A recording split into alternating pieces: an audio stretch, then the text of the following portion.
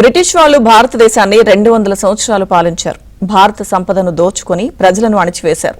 అయితే కొంతమంది బ్రిటిష్ అధికారులు మాత్రం భారత సమాజానికి మేలు కూడా చేశారు. అలాంటి వారిలో బ్రిటిష్ పౌరుడు డంకన్ ఒకరు.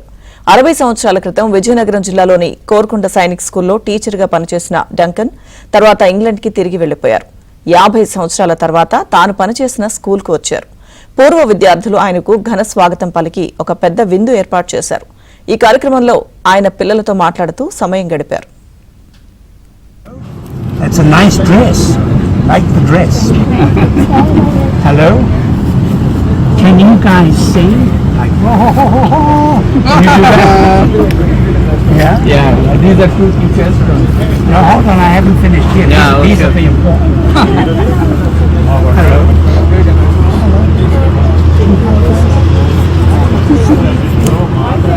Yeah?